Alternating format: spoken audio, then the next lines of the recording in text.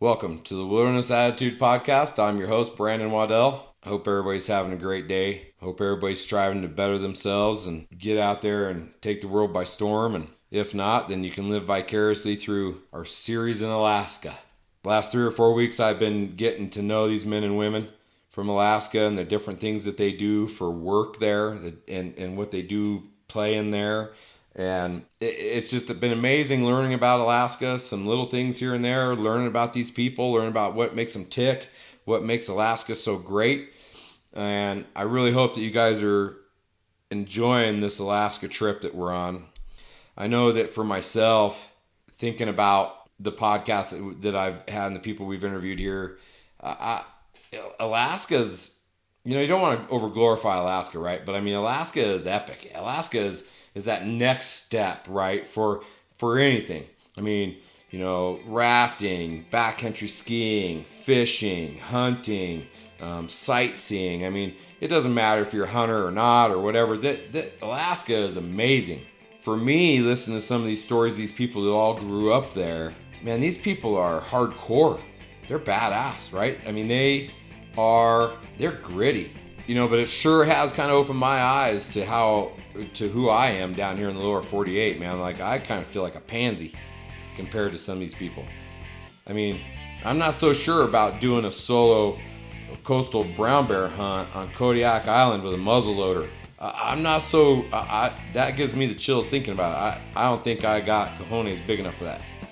But these stories have opened my mindset to getting myself mentally prepared better and physically prepared better, and really challenging the wilderness to challenge me back a little bit more here where I live in Colorado and around my areas here, because I don't know if I'm ready for that Alaska adventure. I mean, I think I am, but there's a lot of people who think they are who aren't. So I hope that these Alaskan podcasts have sparked your interest. Maybe if you're not going to make it to Alaska and hunt or go there to fish or whatever, maybe it's opened your eyes that, man, I need to do better here. I need to be better every day. And the other aspect to these men and women that we've interviewed, man, have you noticed this theme of how selfless they are and how they love to give to people and how they love to empower people and how they love to watch people grow and become their dream? It just seems like they're great people. I can't wait to meet them in person, shake their hands, and get to know them a little bit more. And as you've heard in the podcast, I'm trying to figure out how to trade hunts.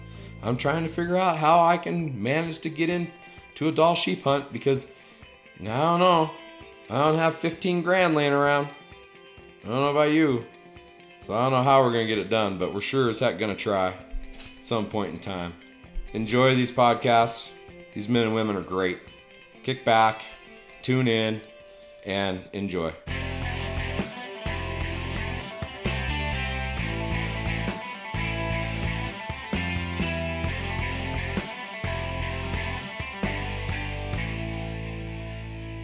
Hello, everybody. It's Brandon with Wilderness Attitude Podcast. Thank you for joining us today. I know some of you are probably tuning in on Facebook Live. We appreciate that. I hope everybody's having a great week. I know in the past few Skypes I really haven't mentioned anything about Vegas, but my heart, my prayers, everything goes out to the families and everything involved. It's just a crappy gig, but we don't want to get too much into that. We're all moving forward, healing, and trying to find our way, right?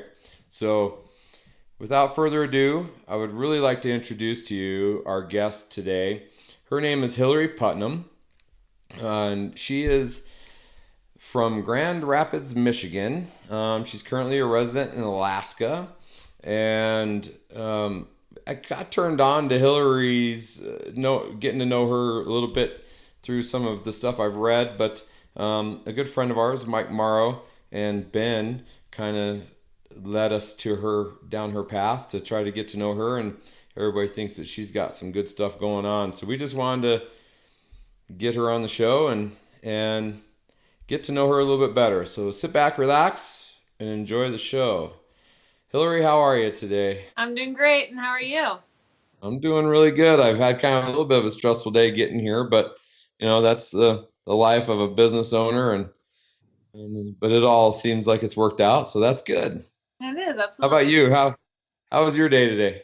It started off a little rocky, but I got to work with a bunch of kindergartners signing, so they are always going to brighten your day. So it was a good day.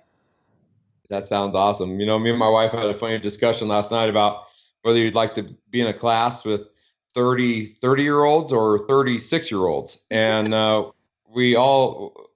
not sure I want to be in a room with either one, but my wife chose the 6-year olds because I think that even though they can be, messy and snotty and whatever, and well, I don't know, they just kids, right? Yeah, But they're they still a always hell have of a a lot. positive outlook. Yeah, they're still a hell of a lot more fun than hanging out with a bunch of grumpy 30-year-olds that are just going to bitch about their life and what they don't have, right? Absolutely. So, anyway, so Hillary, tell us a little bit about yourself and some of the bios that I've read. I mean, you started young in the wilderness and you had a family that really got after it. I mean, to the point of actually moving from Michigan to Alaska for the wilderness. Yeah. Um, well, I'm the youngest of three kids. So my parents have been together since they were 11 years old. They met in Caro, Michigan, which is a tiny, tiny town in north central Michigan, and got married right out of high school. Same month my mom graduated. Then had my brother, who's a deaf adult now, and then adopted 9 years later my sister. So I have two deaf siblings and myself.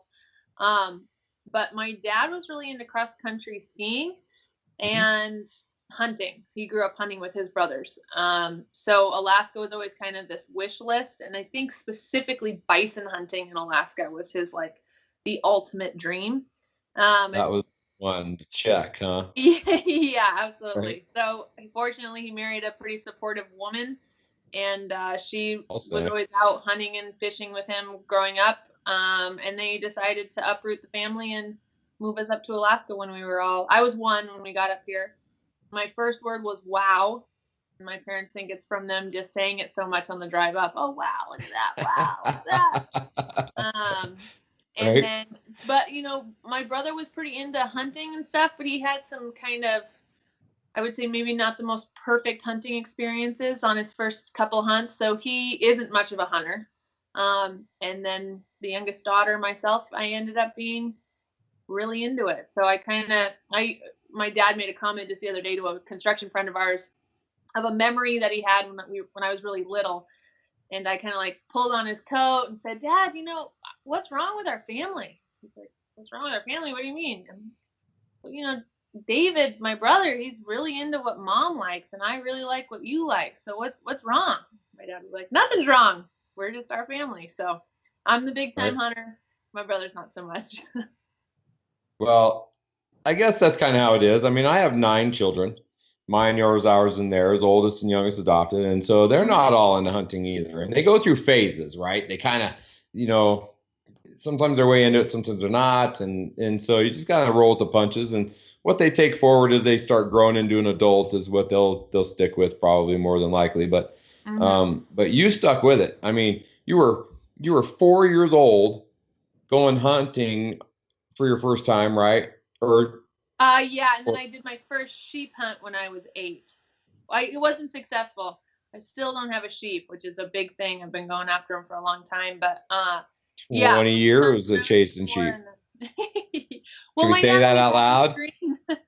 He always had this dream that I'd be the youngest girl to get a sheep, youngest girl to climb Denali, and so far those two haven't happened yet. So um, they're still on my list.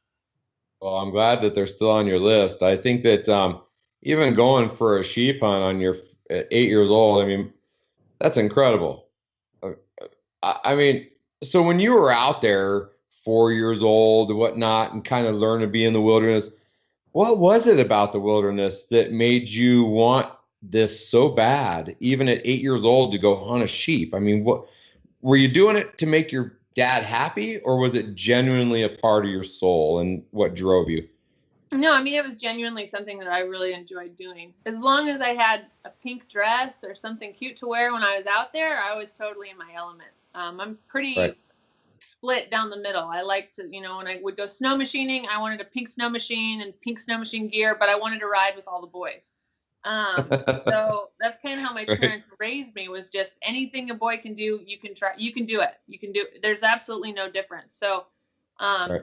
I don't think growing up that there was so much of an idea. Really, the impressing my dad was more of a coming of age thing that happened once I got into my late teenage years. But when I was younger, Right. it was just, that's what dad and I did. I got a thrill out of Just being able to do it on my own. I learned how to pack a backpack and what type of weight proportions I needed for how far I was climbing and what type of food when I was young. So it became the whole process of going on a hunt when I was little was, setting up the tent in the house before you even go out, checking all your gear, nice. picking out my gear to make sure that dad approved of what I was putting in my pack. And, all of that was just a part of this exciting process that we had together before we would go out on a hunt. That's really cool. I mean, that takes a lot of time and a lot of effort on the dad's part, right? To do that and for you to pay enough attention to kind of know what he's showing you at that young age, I think that's pretty cool. Um, and I've seen on your Instagram page that you are definitely half tomboy, right? Or whatever you want to call it. I mean, like, you can dress up pretty nice and then you can dress down right and fit right in with the boys, it seems like, for sure. Yeah. So that's a cool place to be. But it poses a question for me. Hmm. Has it been hard to find a man that is not intimidated by who you are and where you've come from with a father like this? It's my mom's down on the couch. She laughed when you asked that question. So yes and no. I mean, I grew up Okay, with two parents. My mom is both parents I have are type A personalities. gotcha. They're that in their own world of what they do. So my mom is, really big into her work and her business, and she works in special education, so supporting kids. My dad's Right, that same kind of way in construction and being in the outdoors. So I've been able to grow up with two parents that do a lot of give and take. uh-huh, Sometimes, obviously, are better than others. right, I would say when it comes to being, and I'm pretty sufficient on my own. So, I think if maybe I wasn't quite so comfortable with putting myself in a bad situation, I might be a little bit more firm. But when I've gone out in the right. woods, even with guys who don't know what they're doing, I'm confident enough in my own skills to be able to say, all right, this is how I would do it. How would you do it? Gotcha. Okay, that's how Yeah, you do it. Okay, let's try it that way. If it works out, great. If it doesn't work out, then I know how to cover my own ass so that I don't wind up in bigger trouble than where I began. there So, you go. Nice. I do think, I just got out of a long term relationship of 8 years. It was a great relationship. Believe it or not, where we got along the most was usually in the outdoors. Hmm. Where we didn't get along so much, I'm an entrepreneur. I started up my own business. Was more in the city doing the business things. I'm dating a Gotcha. guy now who owns his own air taxi. He's got his own career that he does, and I've known him since I was 17. So um, we just went on a caribou hunt, and this relationship seems to be really, really cohesive because we've known each other for so long. We kind of know the best Right. parts and the worst parts of each other growing up together in Alaska. There you And go. his mom was an air taxi commercial pilot back in the 70s, so he's pretty Wow. familiar with what a strong-willed woman, I won't say headstrong, but definitely strong-willed woman, Well, is like. they say you marry someone like your mom, right? I mean, I don't think that's always true, but there might be something to that in your case. He's pretty similar to my dad, and I'm pretty similar to his mom, both for better for worse. And I think there's an appreciation there. So That's cool. That's cool. yeah. That's really cool. And so that's good that you found someone that that you can be cohesive with and someone who you can move forward with and who, in the outdoors and in career and all that. I mean, that's not easy to do, I don't think anymore. I mean, I'd be scared to death to be your age again trying to figure this out because it's gotten more complicated in the last 20 years. Yeah. Um, so I'm definitely grateful to be where I'm at this point. That's for sure. Now, I was looking back through some of your Instagram stuff, and I mean, let's get a little bit into um, a little bit of your accolades of and you in the wilderness, right? So, I mean, you've got a lot of good animals under your belt. You've got some good sponsorships. You've been on the cover of Alaskan Sporting Journal once or twice? Twice. Twice. Okay. So, I mean, that's pretty cool. And then, but that's not the coolest part, right? I mean, you were on TV. That's cool. I mean, that's just pretty neat to me. So take us back to the beginning of how you kind of, I mean, you hunted and what turned the corner for you to where it went from being family and hunting and whatnot to where it turned the corner into, the social media and into TV and into print. How did that go down? Um, well, I think that I was really lucky in that all of my hunting experiences, I got a really strong foundation when I was younger. So I wasn't, a lot of my friends started hunting when they got into their late teens and their 20s. So learning the outdoors is still a part of the process. It's always a learning process, but I had a pretty strong fundamental basis from a very young age. So then when I got into high school, I was actually able to do a lot of other things. I got into acting, modeling, and then athletics. So when it came down to hunting on a weekend, I could run home, pack a bag real quick on my own, and then take off. So I could start that process very quickly. It wasn't something that I had to think Right. about for a week or 2 weeks or plan out. I could just go do it and hop in a truck. Yeah. Um, Yeah. so when I got into college, so I was a big athlete in high school. I had athletic scholarships for track and field and basketball to a few universities. I ended up turning those down and going to school for an acting scholarship in Los Angeles, California. Well, how Um, did your mom on the couch feel about that? she loved it. My Okay. parents were super supportive. I think my dad was a little heartbroken that I didn't play college sports because that's something that he always wanted to do. Right. But I think it's one thing about being fortunate when you have siblings with disabilities or special needs. I'm easy. So even my crazy outlandish decisions that I made were nothing compared to what decisions my parents had to make for my brother and sister. So I Right. kind of had a pretty paved path. So deciding to do acting, I think my parents were just excited that I had the opportunity to make that choice and that decision. And then Yeah, they that knew is that I would cool. work really hard no matter what it was that I went into. And Mm. then, the big recession hit when I went to college. And so everybody that I, went to high school with went and got teaching degrees and they got nursing degrees. And then they couldn't find jobs when they got out of school. And I was the crazy Right. person who took this acting scholarship, who learned how to market myself and how to start up myself as a career. And I was just working like crazy in LA.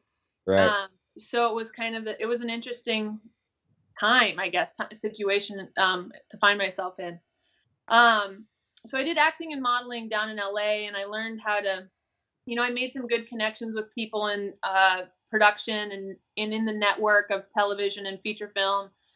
Um, and so I had some really good names behind me that could vouch for my abilities in the entertainment industry. Right. Right. When I was in college, I wrote a report. We had to create a TV show that we thought would do really well. I made a TV show that was based around primitive weapons hunting and focused on women.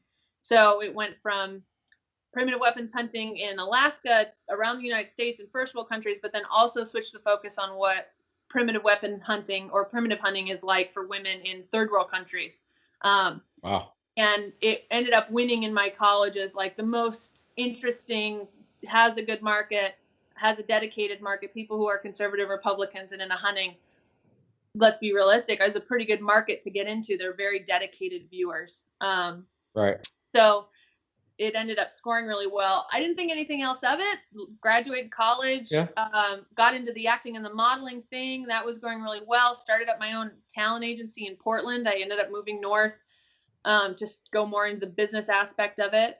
And then came home when I was in Portland for the fall. So I would come home in the spring and the fall, and then I would work my shows once I wasn't acting so much anymore in the summer and the winter because that's when shows are usually running. And then in the fall and the Right. spring, you're Gotcha. trying to get them picked up. So I'd go hunting in the spring and the fall, and I was an Alaskan resident. and I went out on the Sheenjek, which is a month-long float hunt that would do with my dad. He used to outfit people up there, and now we'll take friends up. So you start at the gates of the Arctic. You can hunt sheep and black bear.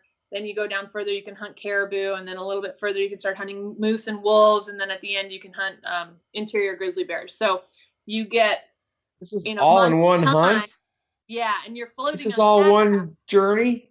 Yeah, so you drive up to the North Slope, you hop on an airplane, they drop you off at the gates of the Arctic, and for you can do a month to 2 months, you float the Sheenjek and you can just bang out all That's of the big. incredible. Yeah, it's a pretty amazing river.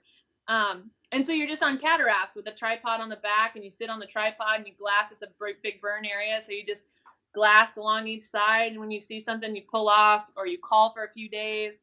But yeah, it's a pretty you're dedicated, you're committed to a month. There's only really Yeah. 2 good spots where you can get picked up. So I mean, you are on your own from where they drop you off. They can pick you. They can do a pickup at the midway point, and then they do a pickup at the very end at the confluence. Other than that, you got to get to the Wow. spots. But growing up with that in high school was like, oh, cool. So I went home. I did that trip with my dad, and then got a call on the sat phone and had been notified that History Channel had was coming into Alaska, and they were going to do a documentary on hunters that drew for the Kodiak coastal bear hunt, and I happened to draw that year. So it really just happened to be a right place at the right time. And then once they found out Stars. my background, it was like, holy cow, like, yeah, this is awesome. And then the rest of it has been history. Getting sponsorships and all of that was super easy once I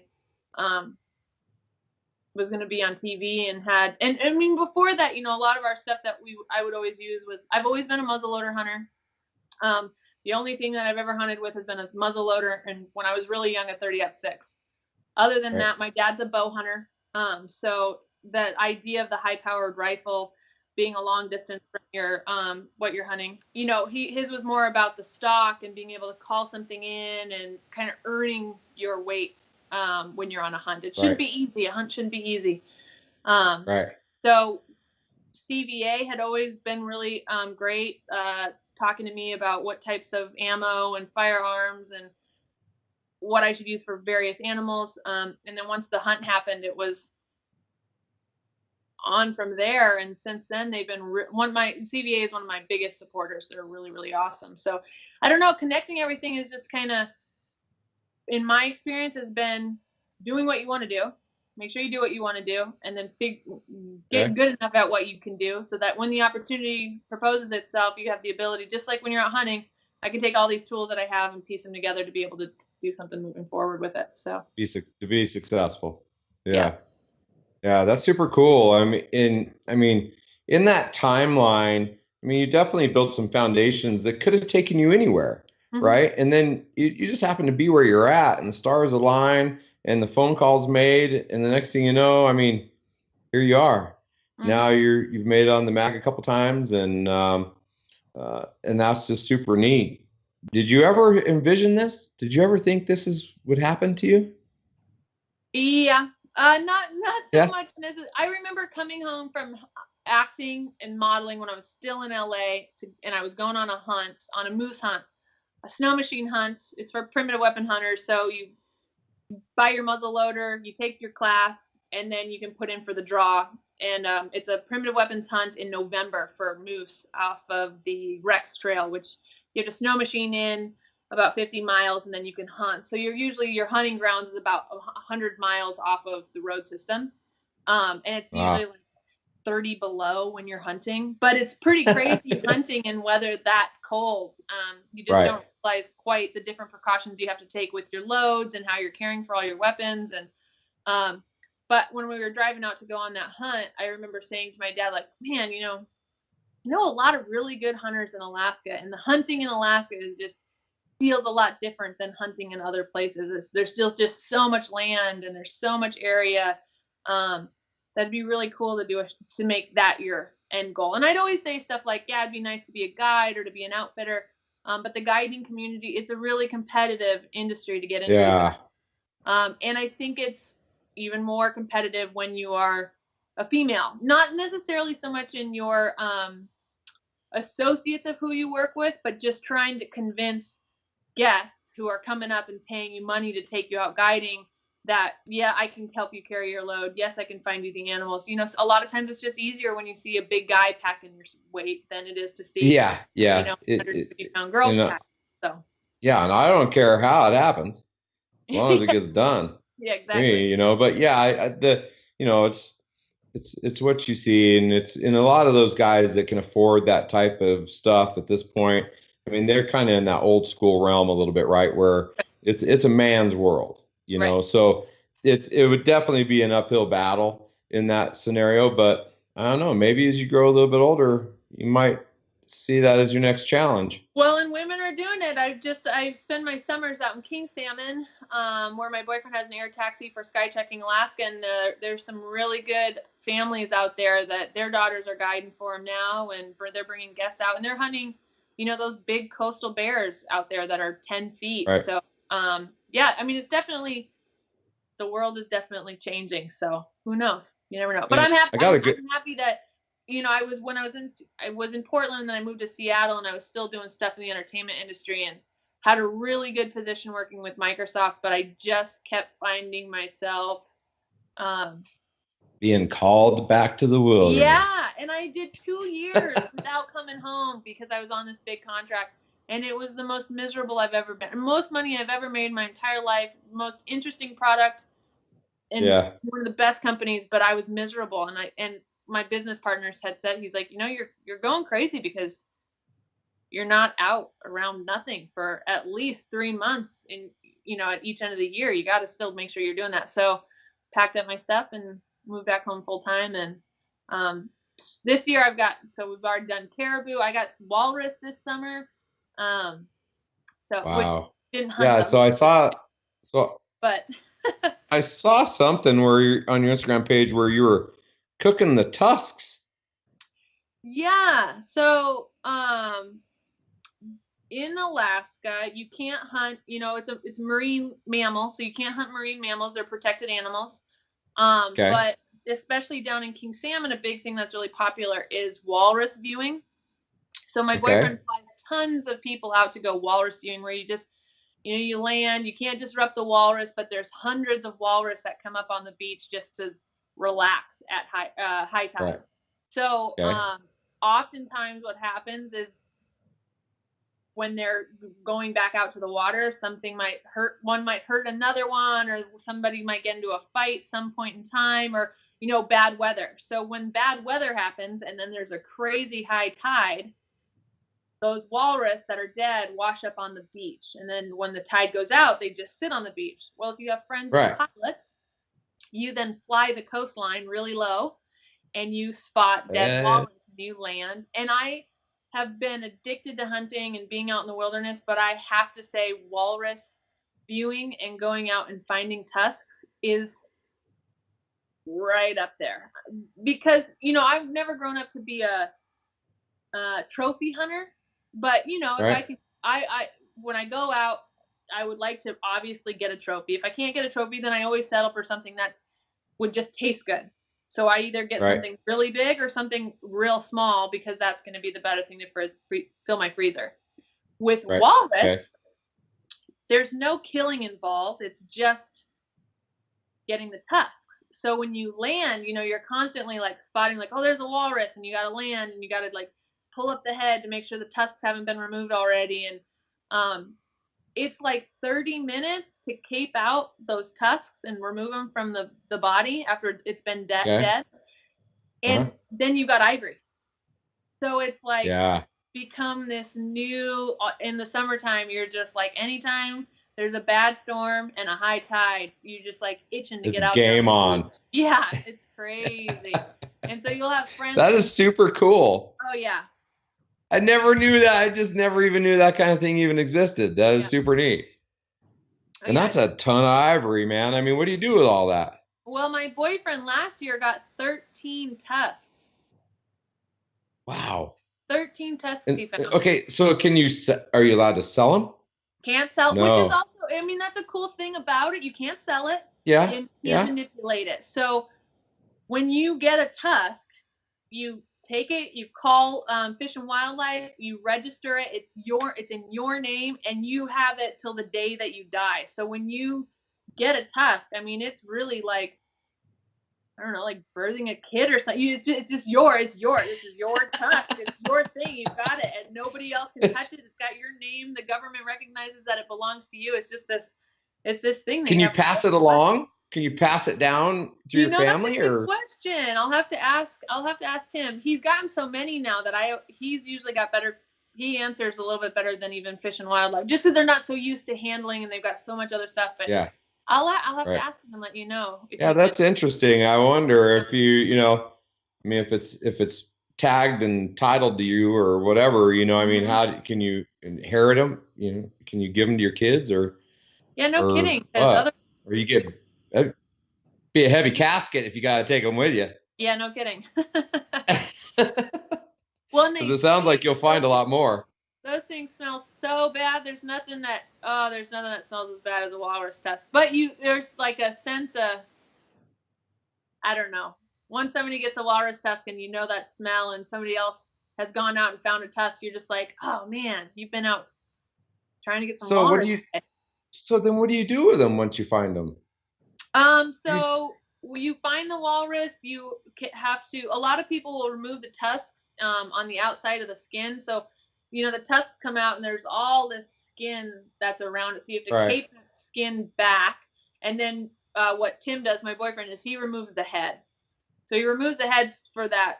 So if you want to hang it and display it later, That those tusks that will sounds fit cool. up inside. So he's got he's got a set of tusks that um, is the fourth largest set of tusks ever found for walrus.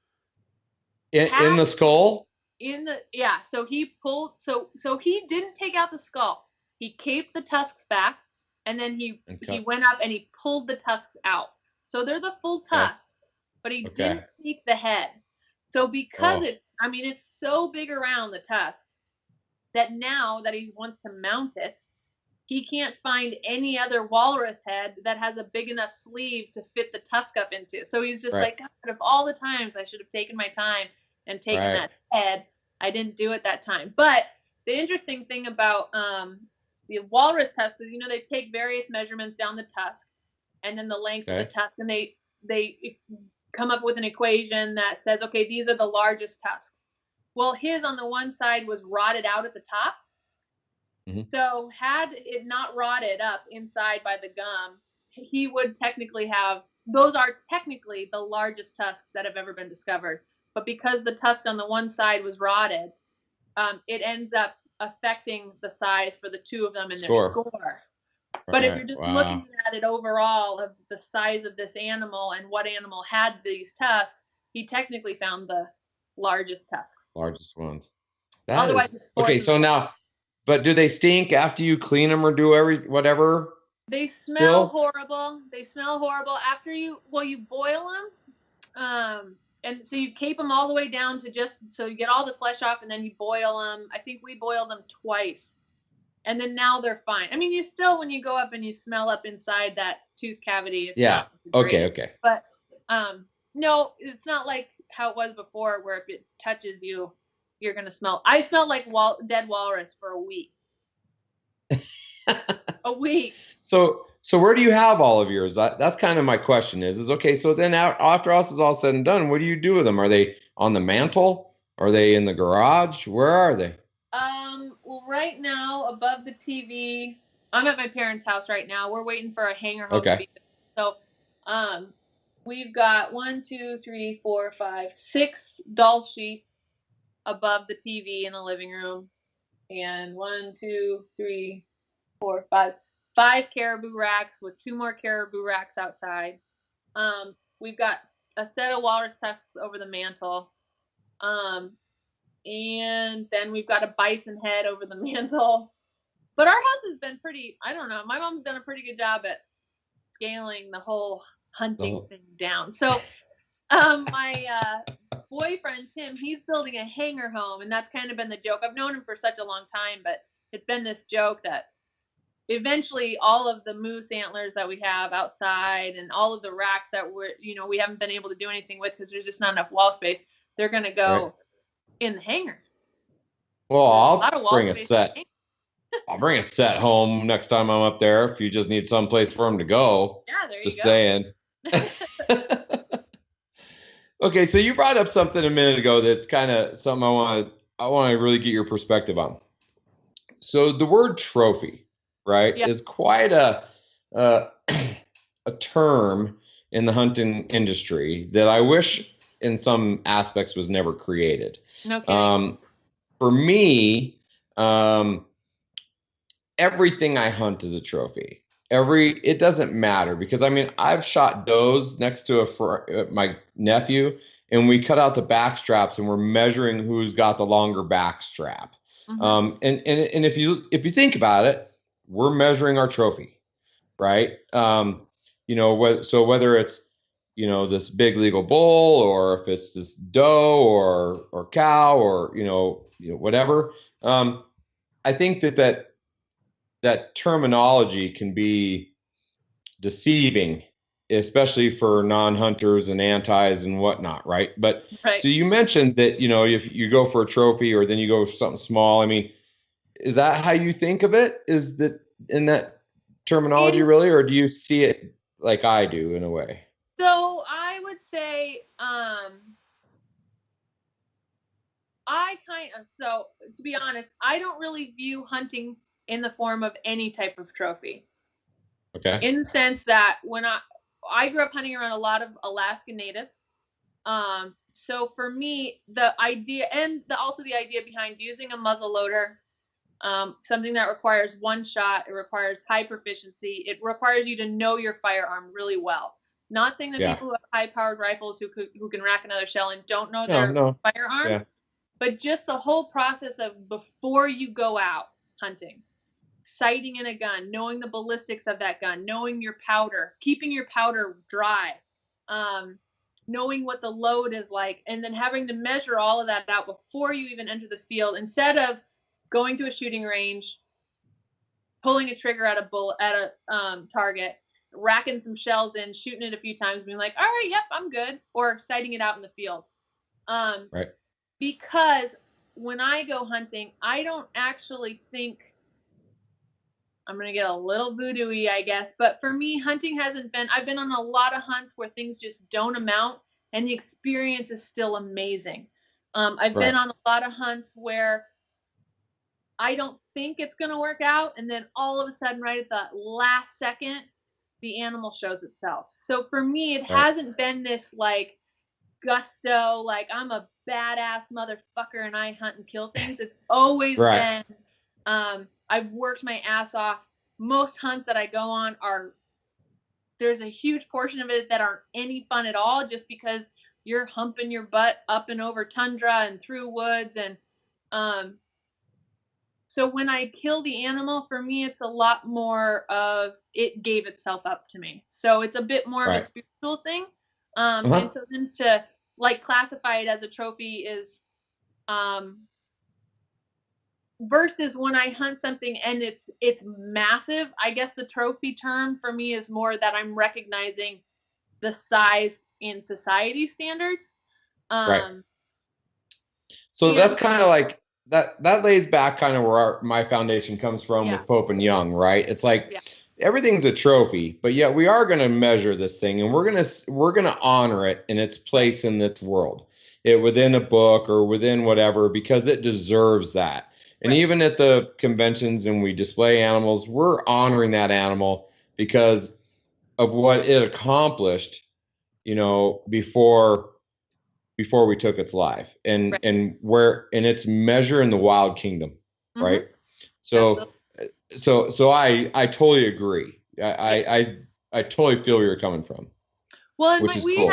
we have some stuff too that we do like ritualistically when we put an animal down, just in regards to, Yeah. um, which is also a part of making sure your placement on the animal is really good, a solid spot, not taking a bad shot. Like, okay, I've Right. got an animal, but in order for me to put it down, I'm gonna wound it or I'm gonna take a shot that I don't know is going to be an awesome shot. My dad didn't raise me like that. If you don't have Right. 100% a solid shot on that one animal, you just don't pull the trigger ever. You Yeah. never do. So, so what are the rituals that you do afterwards? What are the rituals that you do once an animal's down? There's no photos until you thanked it. So that was Right. a hard thing when I did the hunt, was really hard having the documentation of that process before I had a chance to thank the animal for what it had given me when I got that bear. Um, so we thanked the animal, and then when I was younger, we would cut out the eyes, and then when you take out the heart, you have to take a bite of the heart. Right. So So, the and the removing heart the should always be eyeball. the first thing that you eat. Okay. Interesting. Yeah. And why So the the cutting of eyes, the eyes? the Yeah. eyes is representation to setting the soul free. So if you leave the eyes in an animal as you're caping it, it's disrespectful because you haven't set the spirit free, so it doesn't watch you do this to it. The idea of Gotcha. cutting out the eyes sets it free, and then it's not there to witness the after part, the aftermath. So is that something that kind of came to you in Alaska amongst,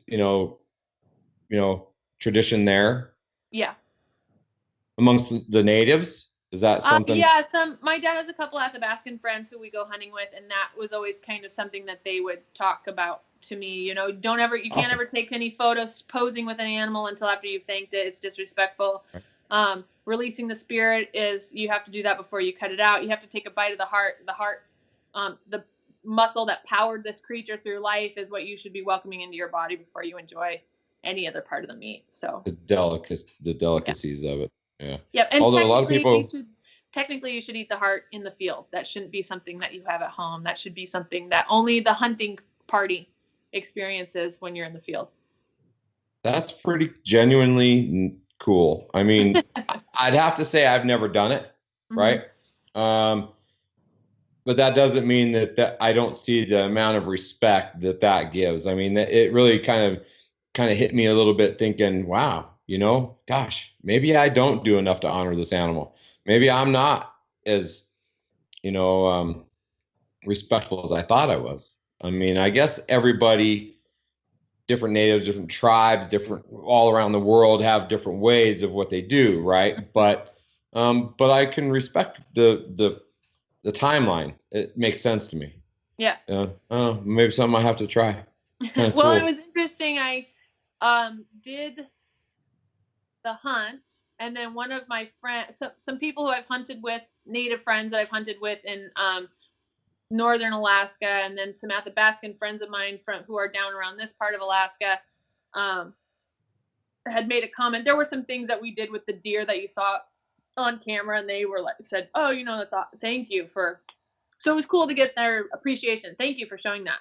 More people need to see those kinds of practices. And then my one friend, gave me his caping knife. So as a That's like, cool. you've So graduated on your solo hunt. Here's my caping knife. So that was a cool thing to that's a huge honor. I mean, that's a big thing for me. I mean, it's the same gig for me to my children. I buy a knife and give it to them, and I'm like, okay, this knife could feed you if you right. take care of it for the rest of your life. You need to Mm-hmm. remember that, right? That this is an integral part to the cycle, Right. and it should be a tool that you show respect to and take care of. So, now you mentioned something earlier, I think off air, about you mentioned just a second ago how you shared, this on camera, the native stuff, and that meant a lot to them. But you also have talked about your deaf education stuff and knowing how to sign and all that, and that you've shown that too on the History Channel on the hunt, right? And that you also got positive responses from that. Right. Well, my brother and sister my sister's adopted. My brother's biological. Both are deaf. My parents couldn't get pregnant, so they decided to adopt. And then a month after adopting my sister, um, I was on the way. So when they decided to do the adoption process, they wanted to have another deaf sibling for my brother.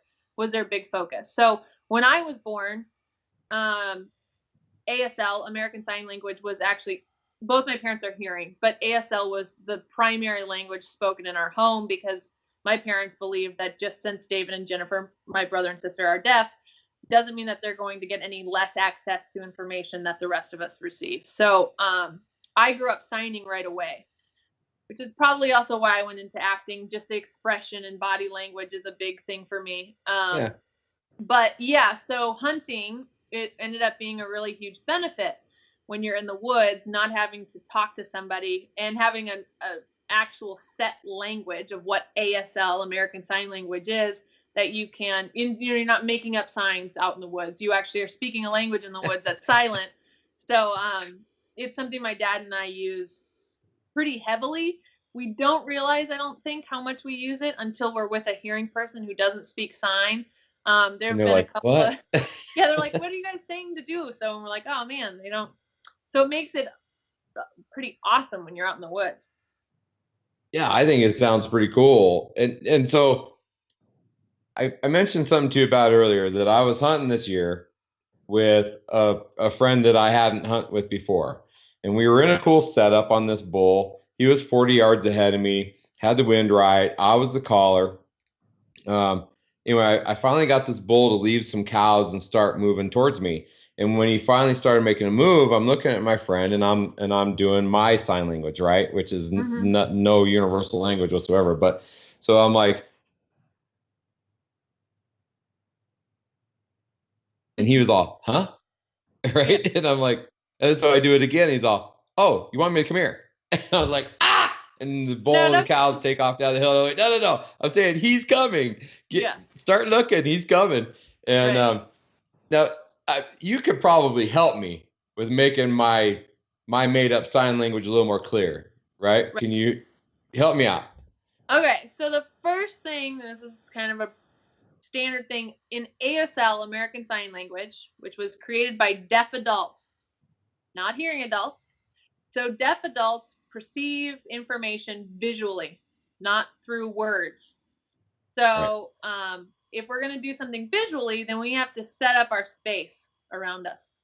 So Okay. where's the moose? Or where's the bull? Where's it at? Is That it way. right in front of me? Is it over there? Is it over there? Is it over there? So the first thing you would want to do is establish where the moose is, and Okay. then he's coming closer. Oh, hey, I like that. That's way better than Yeah. come over here. Right. I mean, how simple is that, right? I mean, it makes total sense.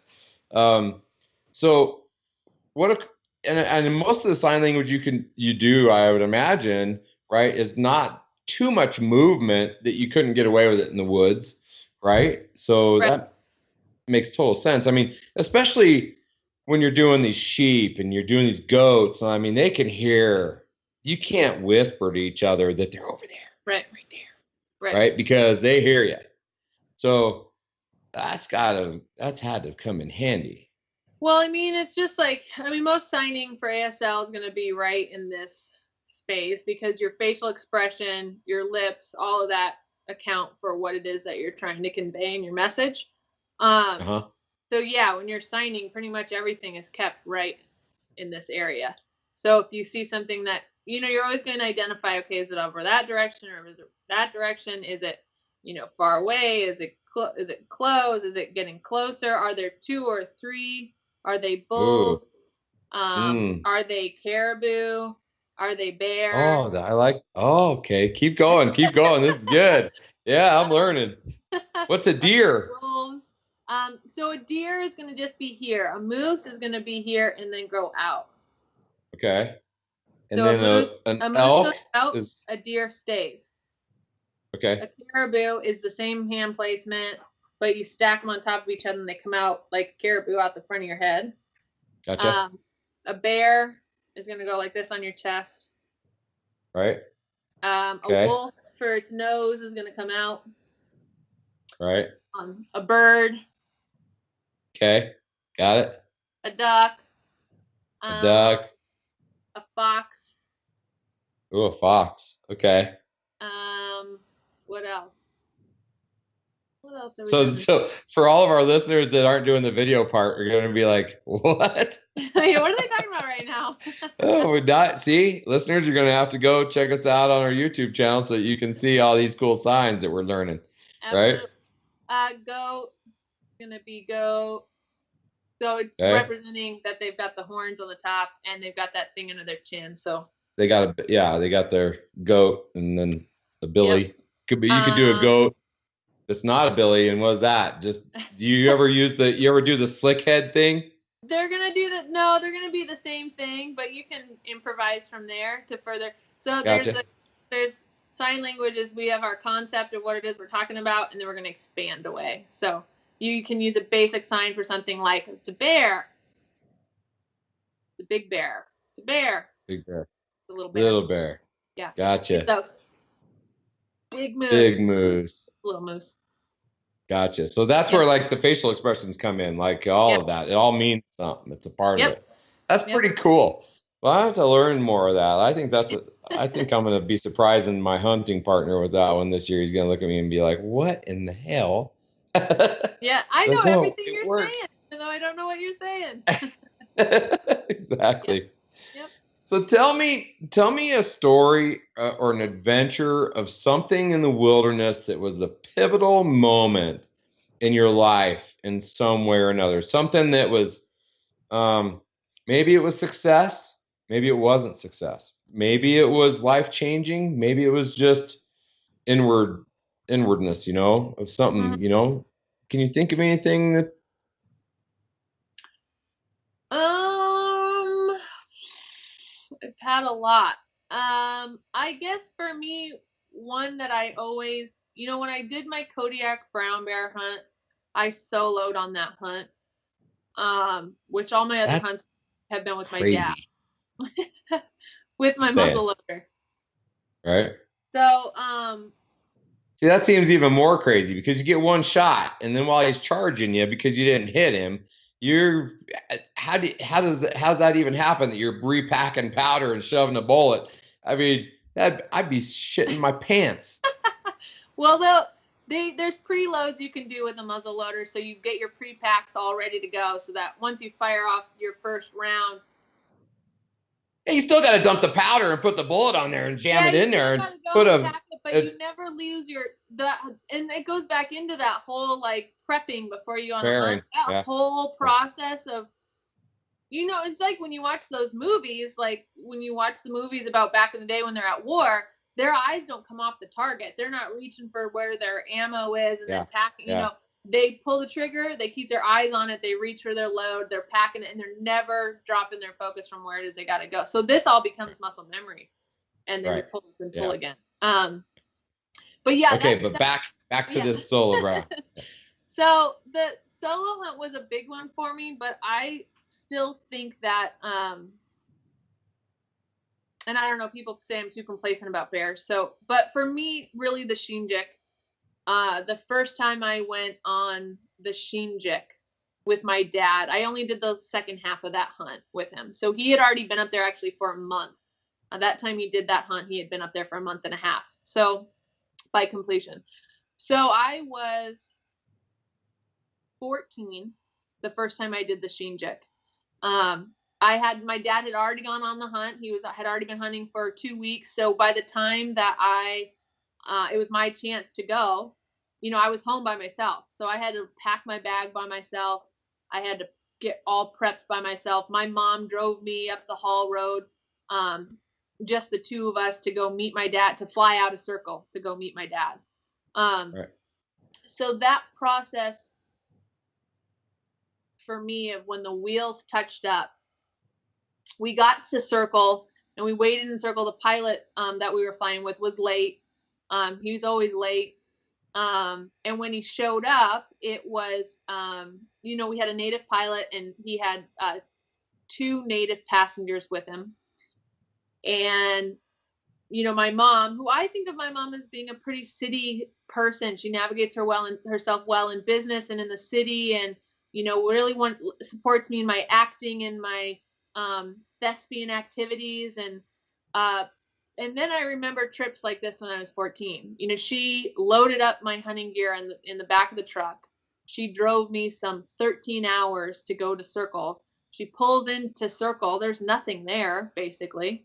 Right. Um, and a plane lands after we've been waiting for 2 hours, and out jumps, you know, three native guys, a recent kill that they had in the back, and he loads my gear into the back of the plane, and is no information, just, oh, you're the white girl that I'm gonna go take to meet that crazy white guy who's up on the Sheenjek. And I'm just Right. said, yeah. Um, and I get into the plane, and I mean, I don't know how many, maybe it's more common, but I don't know that many mothers who, and at the time, you know, there's no sat phone, there's no inReach, there's no, you know, my dad would just go on these hunts and you wouldn't hear about him. You just say, okay, he said he was going to be at the strip when he said he's going to be at the Right. strip. So my mom's put me Right. on a bush plane to send me out into the Alaskan wilderness, having not communicated with my dad other than 2 weeks ago. This was the plan of what was going to happen. Right. Once we get up in the air, I realized that we aren't going towards necessarily where I've been informed the drop off is at, and instead we're going towards a native village that's still way Okay. out. And so we just Right. happened to make a stop. And my dad told me, you know, beforehand, hey, if you make any stops, just always go with the flow. And if you're around other people who are different from you, just go with the flow, be welcoming, be inviting. And so we touched down into this little native village, and out come this community on four-wheelers. They're running to get this fresh kill that was in the back of the plane. And so I get out, and everyone's just, you know, kind of amazed. There's this blonde hair, blue eyed, you know, curly haired girl who's gonna go hunting. It just didn't compute from what they understood white people to be like, people from the Right. city. Um, Right. and so here they are, you know, the whole community is getting into the plane and unloading this moose meat. And it was just, for me, you know, I hadn't gone on a trip quite this remote with my dad. So for me, it was just like, wow, you know, this is what my dad does in the fall. Like, he gets to Right. see and interact and meet these people where one moose kill is going to feed the whole community. Right. And so it was just a really interesting thing to be a part of that, and to have parents that basically threw me, not to the wolves, but threw me out there to have this experience totally on my own without any type of supervision. Um, so we dropped off those two hunters and their moose, and then we took off and kept flying. And you know, you finally start flying over the Sheenjek, and you see your strip that you're going to land on. It's not it's not a strip. It's just a gravel bar. There's just Yeah. a lot larger rocks in one, you know, strip of rocks in this area than the other areas on the river. um, Right. and you know, coming down and landing, and it's just all of a sudden when you go from being in the air to coming down level with the trees, and then onto the gravel rocks and touching the gravel rocks as you're going, and kind of bumping along the side of the river. And then all of a sudden, you know, my dad comes out of the woods, and his best friends come out of the woods, and they've got their own meat that they're going to load onto this plane that the guy is going to fly back to Circle. And I'll never forget that first like hug that I had with my dad the first time that I was out there on the Sheenjek. Because it kind of, you know, he'd been doing it for a lot of years with guys who had spent Right. a lot of money to be able to come to Alaska to do these hunts, or saved up that were Alaskans to be able to do this big hunt. And I was getting to do it as a Right. 14-year-old girl with my dad. So, and Yeah. stepping What an out, honor. oh, like, and absolutely. And knowing that you're out there to just trust your dad, and your dad's going to trust you, and you're going to be hunting Right. partners, totally dependent to get to the next pickup spot for the next 2.5 weeks, with the frost Wow. coming, with the freeze coming. Yeah. But there's this feeling of when the plane, you know, you load everything up on the plane and the plane takes off. It's real now. Yeah, it's just, there's nothing that compares to that high of the, and it's not, nothing extremely exciting's happening. There's no rush of adrenaline. There's no life-threatening situation you're in. You're just on your own.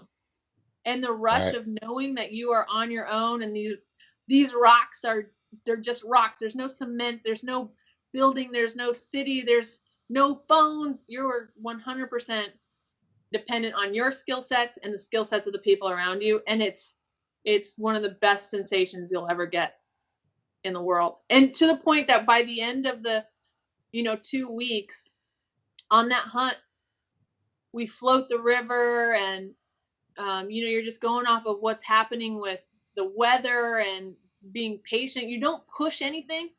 There's nothing Right. pushed. You don't have to, you have your date of when your pickup's supposed to be, but um, if you're not there, you'll figure something else out. So there's no feeling, and you've got a lot of time to hunt. It's not like you're fitting it into a Right. weekend thing. So you Right. just really feel yourself settle in. You start noticing smells. You can tell when moose are getting close because of the way they smell. You can tell. You start realizing where bear beds are happening. Um, what's going on with the wolves. So you just get really in touch with the bark on the trees. Is there a lot of rub? Is there not rub? Is this a good area to be looking at? You And really what are they become called? one. What? You really start becoming one with it Oh, because you're there and there's yeah. no distraction. It's all interaction and it's Mm-hmm. all you. Isn't it amazing how your senses turn Mm-hmm. up notches like that you don't even give the other world half a shit about, Yeah. right? I mean, it's like, and it all, and how it all works together. Mm-hmm. Amazing. Absolutely. Absolutely. Well, and by the time you get done and the hunts on those trips, honestly, the memories that I remember the most are the landing on the gravel bars, the stepping onto the gravel, taking baths in the river, floating and being bored and catching grayling, conversations or no conversation, being totally Right. fine with no conversation and being absolutely entertained and able to pass time without speaking to Right. another person. Yeah. Um, Yeah. it's just as you're just as content, like without having to fill that space with a whole bunch of words. Right. That when you those are really what stick with me. I can remember, that I got my first moose on that hunt when I was 14, and it was a 58-inch bull. And I can remember Wow. pulling the trigger, and I can we were having dinner and we were calling, and I remember seeing the bull. But those are all pretty big picture memories that I have because I've told the story over and over again. Right. um, Yeah. but when Yeah. I think about the Sheenjek and why I want to go back out there, it's Uh-huh. not because I got some 58-inch bull moose. Yeah, that's what attracts the general public to that region, and because you get a lot of animals. But for me, it was figuring out how to get that moose onto that raft and transport that raft down the rest of the river with the freeze happening and the water level dropping. It's about, you know, getting freezing cold. I remember I got water in my underneath my rain gear, and it's, around 0 degrees out, and trying to figure out, having a dad who immediately pulls a raft over once I start showing signs of hypothermia, and starting up a big bonfire when the wind is blowing so crazy that you can't get a bonfire going. So you build up, a barrier against the wind. Those are the things that I remember about that trip, or the hot chocolate that Yeah. we drank, or the food that, what our favorite mountain house was that we decided on, or it's more, those are Right. the that are, and really how I felt when I left. I cried almost the whole flight back to town from the confluence to Wow. Silver, because I felt like a piece of me was kind of, and I'd only been there for 2.5 weeks, but there was this piece of me that kind of felt like it was getting ripped away a Left. little bit. Yeah. Yeah, it's really crazy. And ever since then, when I talk to people about, so the coming of age thing on Kodiak was really awesome, and my sheep hunts have been awesome, even though they haven't resulted in something. Goat hunts have been great, but the Sheenjek, because of your dependency in yourself Right. and your hunting partners, how much you depend on your knowledge and their knowledge, and trust that if something were to go wrong, it'll all be okay. That trip is what stands out the most to me in my memories. So would it be fair to say that your favorite place in the wilderness is the Sheenjek? There are Right. two, yeah, there's two of my favorite Okay. places in the wilderness. One is the Sheenjek, and Uh-huh. the other one is King Salmon, Alaska. Okay. Now Those are you got to my give me a little piece. That okay, and so what does the wilderness mean to you? What does it mean to your soul and your being? What is it for you? Um, I guess for me, the wilderness is a place where I'm challenged, and I'm not challenged based off of opinion or perception. You're challenged based off of the facts and proving yourself. And you know that you've proven yourself because you come out on the other side okay. Or Right? you're honest with yourself and you say, okay, there's some serious things I need to change about this because if I continue to make these mistakes, I'm not going to be doing this for very long. So Yeah. it's a world where you are testing yourself against some pretty real, um, uh, nature and some real forces, but it's not objective when you're out there. 100% it's either going to wind up where you're learning something for the better or you're running into an issue and you got to piece it together and make it work for yourself. But yeah, my big things with the wilderness is that in those two regions specifically, the Sheenjek I feel like was really especially that first trip was going from being a little girl to becoming Right? a young woman. And then in Yeah.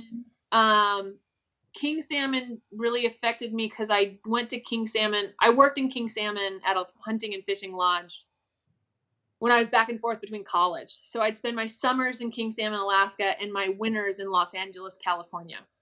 So summers were Wow. with hunters and fishermen and being out on the river, and winters were filled with being in the busy city around a bunch of actors and people who wanted to go in the entertainment industry. So it was total polar opposites. And there's one woman who it's actually my boyfriend's mom. Her name's Lori Eggy. She was a bush pilot. She hitchhiked up to from Washington to become a herring fishing spotter and then started her own air taxi, and she did all of it in the 70s while raising her son. She married a commercial fisherman. They ended up being lifelong friends. So growing up around her Right? in King Salmon was about her and the area. She ended up co-owning this lodge, was a pilot, was a mother, was a wife. She just had she kind of did it all in my mind. And so I got Well, to kind of come into learning who I was in the shadow of this right. woman who had done all of these things and had kind of proven that you can be whatever it is that you want to be. So I those mean, two I would say places, I was going to tell you that you were a genuine badass, in my opinion, but now we have to pass that on to her, right? I yeah, mean, respectively so. absolutely, absolutely. Well, I'll tell you, the more that I'm doing a little bit more of this Alaskan research and meeting people from up there that really embody the spirit of Alaska in its true form and reality. Um, it's amazing to me the things I never ever thought of that were even remotely possible. That are just kind of normal to you, and and to me, I'm like, that's crazy, right? Like, um, it really kind of sheds a perspective on how neat it would be to be there, but also being here, maybe what a pansy a lot of us are, because we're not even remotely in the same scenarios, and we're like, I don't like being out here, man. I'm 10 miles from a road, man. And if I could make it to the top of that hill, I'd have phone service. And that's Right, sketchy, right? right. And that's just amazing. That's amazing to me. I'll tell you what, I can't wait to meet you one of these days. I know I'll be in Alaska here at some point in the next year, um and getting to meet some of the people who I've gotten to speak to, and I'm really looking forward to it. And I can't thank you enough for your time and your stories and sharing your life and a little bit about your parents and your personal life as well, new boyfriend and different things and kind of where you are. But I gotta ask, what's in your future, Hillarie? What's your next tackle here? What are you gonna do? Well, I guess the biggest news that I have to share about my future is I'm actually pregnant right now. Holy cow, So, that's big news. And Woo! this is a pretty All like right. big platform to be saying that I'm pregnant because I've been pretty quiet about it. But yeah, so that's really the biggest thing that I'm looking forward to and focused on. So Yeah, kind of getting back absolutely to my so. roots and getting settled in and making sure that this goes according to plan and then yeah, kind of passing the baton. I believe in the whole legacy and family history and um, passing on your knowledge from the generations before you so that I think I'm an accumulation of everybody before me that I've met and run into and all my time in the wilderness and all those animals experiences, I'm just some more footsteps carrying on all those paths. So I'm excited about that with bringing something new into the world. So Yeah, congratulations. thank Nothing you. can compare to that. I mean, in all the things you've done and the things you'll continue to do, um, becoming a mom and handing down your legacy are the two most important things in this world that you were given a right to do. And I think your kid's gonna have a hell of fun. Hopefully That's we'll all see. I can think. I think you're a pretty cool mom, man. All It's gonna right. be a good time. So, well, do you have any shout outs to anybody? Anybody you want to say hello or um thank you to? yeah, I gotta say thank you to your buddy Ben. He and I have been talking a lot. He's a pretty awesome guy. I respect him and his craft a lot. His passion for Alaskan flying and hunting, and then also I gotta of course say thanks to my sponsors. Yeah. So CVA muzzle loaders. It's just a better gun. Um, they're a wonderful group of people to have support you. Anytime you've got questions, if you guys want to end up deciding to go the route of hunting with a CVA muzzle loader, you can call them up. They will talk to you about ballistics, ammunition, anything you need, type of game that you're hunting, the area you're hunting, and the terrain, and the best type of firearm that you can use to match up with that. Um, Alaska Sporting Journal. I also do some independent column writing for them. They're a really great magazine, big time interest. They're based out of Seattle, but they have a huge interest in Alaskans and making sure that anybody coming to see Alaska knows the best type of companies to hire and to work with. So it's a really good networking opportunity for people who are up here in the state or who are looking to take advantage of what we have to offer up here. Um, Right. InReach is awesome. I was able to actually report when I got my solo Kodiak bear.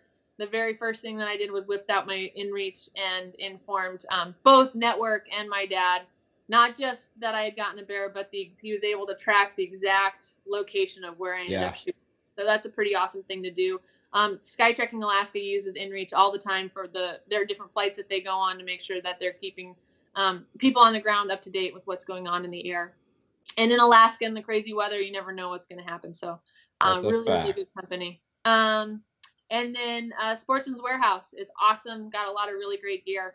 And then they really want to make sure that they support their local hunters. So they're really good at making sure that they're working with local hunters. They're stocking you with what's appropriate for the region that you're going to be hunting in, whether you're in Alaska or throughout the United States. And they've always been really, really supportive. So those are my main guys, and of course my mom and my dad and my boyfriend are all awesome people. So and I appreciate you having me on the show. It's good getting um, people who have a strong interest in what Alaskans are really about and what Alaskan hunting's about and the Alaskan lifestyle. There's a lot of um, drama that can go on with the hunting world and just the Alaskan lifestyle, and so it's nice when people can kind of take the shock value out of it and just want Right. to focus on what the fundamentals are about what makes us us because really it's that separates us from the rest of the world. So Yeah, I just don't think there's anywhere else like Alaska, right? I mean, Alaska is its own frontier, absolutely. and that's the coolest part, I think. Yeah. Well, and how can all of our listeners find you and keep up with what you're doing, Hillarie? Because you got a cool road ahead of you. So my Instagram handle is Alaskan Huntress, Alaskan_Huntress.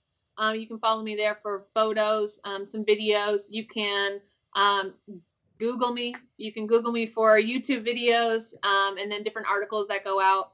Alaska Sporting Journal, I keep up with columns there. So if you go to alaskasportingjournal.com, you can view some of the columns that I write, which are usually about Alaskans or my own journey. So the column is called Alaskan Huntress.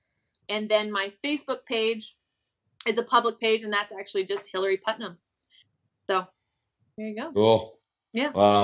I look forward to keeping track of you and what you're doing. And, I know a lot of people don't like to throw their baby pictures up because it's kind of paparazzi kind of stuff, but I hope that you enjoy becoming a mother and the journey through it.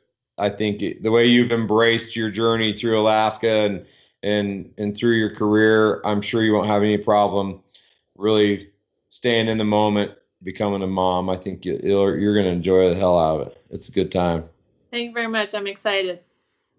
Well, congratulations. Thank you very much for being on the show, and look forward to seeing you and meeting you one of these days. Ditto. Same goes for me. In the meantime, stay healthy, safe, and enjoy. We'll see you then. Absolutely. Make sure you get out and enjoy the wilderness. Yeah, get off the couch. Absolutely. Thanks, Hillarie. Yeah, appreciate you. No problem.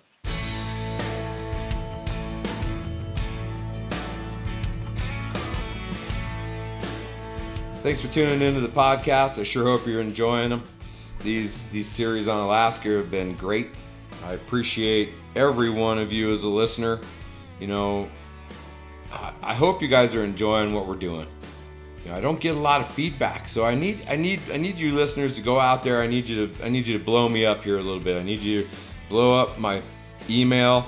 I need you to blow up reviews, iTunes, Podbean, our website, whatever. Get a hold of me and tell me if we're 2 thumbs up or if we suck, because we're going to continue to do these segments of areas and places and people and different things in the wilderness and the outdoors, and we want to know what you're thinking. We want to know what you want. This podcast is for you, the listener. It's for you to enjoy when you have the time, and it's for us to empower you, give you information, give you, adventures and stories, these men and women who live in the spirit of the wilderness, no matter what they're doing. So hit me, would you? Hit me with your best shot. I want to know what's going on out there. This is Brandon Waddell, your host of Wilderness Attitude. Thanks for tuning in.